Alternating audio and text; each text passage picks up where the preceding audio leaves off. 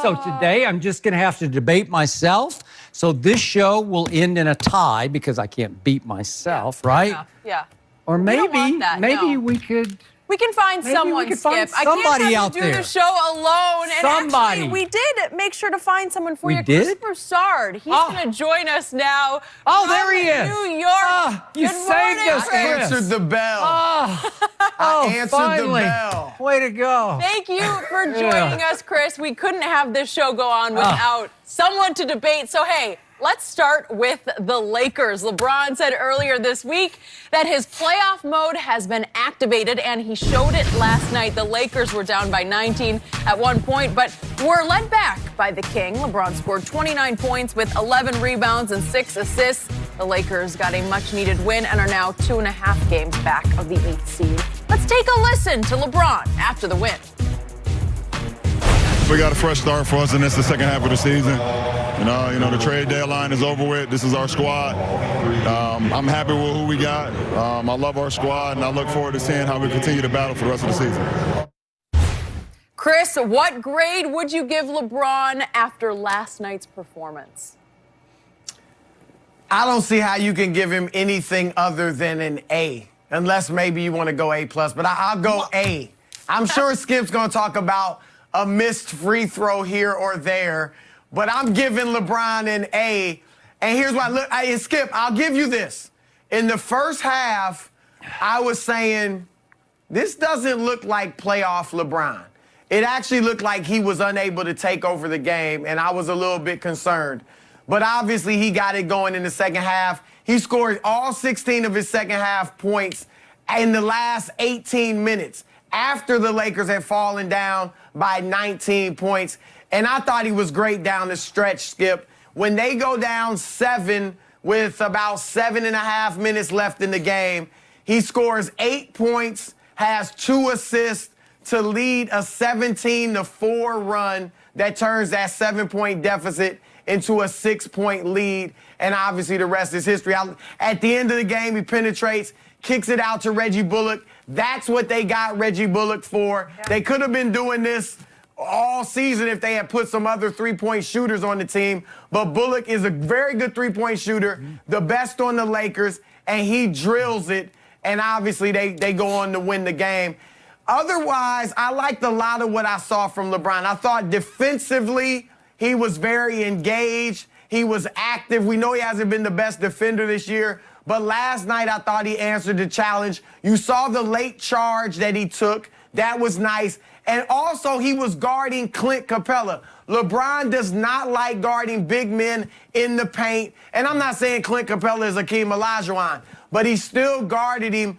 And a lot of times, LeBron was actually in the center position because the Lakers went small a lot. So that kind of shows you as a teammate, this guy really meant what he said. He's willing to do whatever it takes to get us to the next level. Offensively, at times when he was off the ball, I thought he moved better than he usually does. He's not a great guy off the ball, but I thought he was moving a little more than usual. That was nice. And he was posting up. Now, there were times he posted where he had a smaller guy on him. I thought he could have been a little more aggressive in trying to score, but still, he was posting up, playing off the ball. Again, I think that just sent a message to the team that, look, this is what I'm talking about when I say activated, when I say let's make a playoff push.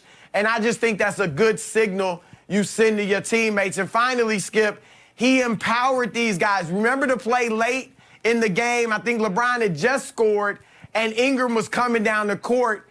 Not really a fast break, maybe something like a secondary break.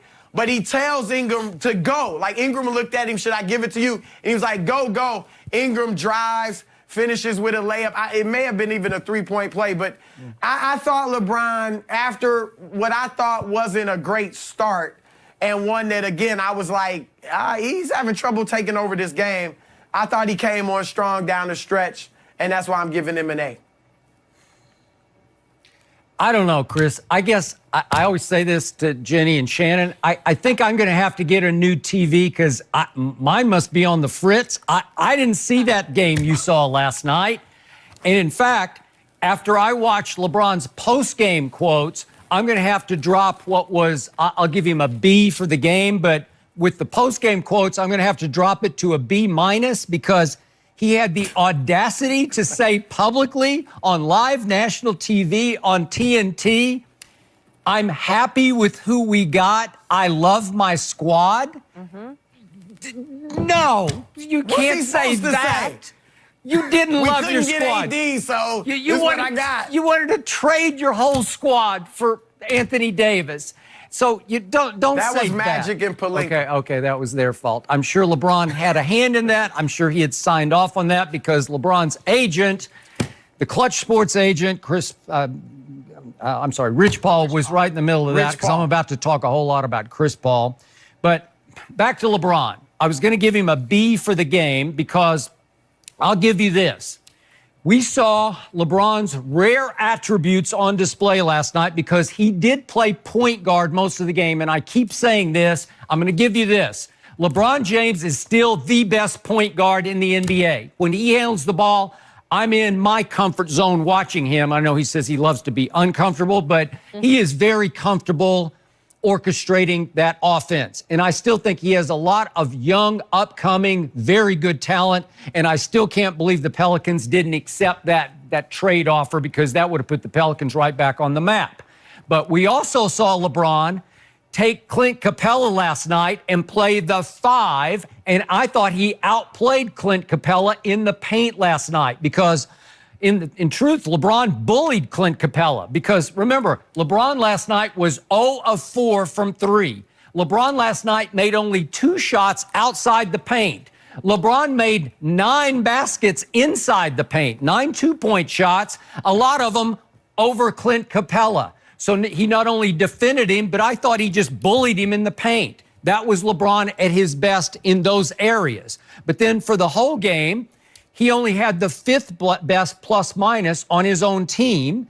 And again, 29 points, 11 rebounds, had only 6 assists because they didn't shoot the ball in part very well from 3, 8 of 30 from 3. But the reason I can't go B+ or A- is because for the last 2:21 of the game, Chris Broussard, LeBron James didn't score a point. He did dish it to Bullock, who that was the dagger shot. So again, if LeBron had made the dagger, I might give him B+, A-, maybe even A. He gives no credit for drawing the defense with the assist. Okay, I'll give you that much, but how could you even start to consider an A+? I mean, A+ when he was 0 of 4 from 3 and had the 5th best plus-minus on his own team, that doesn't fly for me. But I will give him this, Mr. Broussard.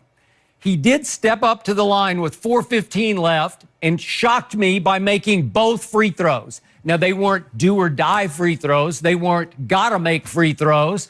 We weren't down inside 2 minutes, but we were inside 5 minutes. So 4:15 left. LeBron James actually made 2 free throws, and he made 7 of 10 for the game. And then he played bully ball with Capella. With 2:22 left, he drove the ball and shot that little, like, 4-foot sort of fadeaway off the glass. It was a big-time shot. I liked it. That was LeBron at his best doing what he does best. But again, the dagger comes with 1:31 left when LeBron did draw the defense and dish to Reggie Bullock, who nailed it from the corner. But Chris Broussard, in the biggest picture of this night, I thought that it wasn't so much about how great LeBron was, it was how psychologically weak the Houston Rockets were. Because clearly they walked onto the floor last night thinking they were going to get beaten or robbed or jobbed by Scott Foster, the head referee of that crew, because they've had so many problems with him in the past. And I thought even up 19 that they were looking for calls, begging for calls that they weren't getting. And they just unraveled. I don't love the Rockets. It's why I don't trust James Harden at the highest level. It's why I've seen Chris Paul just unravel psychologically again and again in the biggest moments. And last night, he just gave up with 33 seconds left and was just asking for technical fouls from Scott Foster and basically got himself thrown out of the game. So again, it was more to me about how bad Houston was blowing a 19-point lead than how great LeBron was. Your thoughts on that? Well, I still think LeBron was great with the A. I'll give him an A. I'm not going to go A. But you make some good points about the Rockets. And look, I'll say this about the Rockets before I, get into their issues. I think Scott Foster is a fine official. I know the players voted him the worst in the league a few years ago or something like that. But anytime, Skip, your two stars, I mean, how often do you see a star foul out in the NBA? Almost never. And their two stars foul out. And the free throw discrepancy, I mean, the Lakers went to the line 33 times. The Rockets only go 15. That's 10 fewer than they usually go. I'm not saying the setup was in or anything like that. But I think those are the things that bothered the Rockets. And you may agree on this. One of Harden's foul calls, it was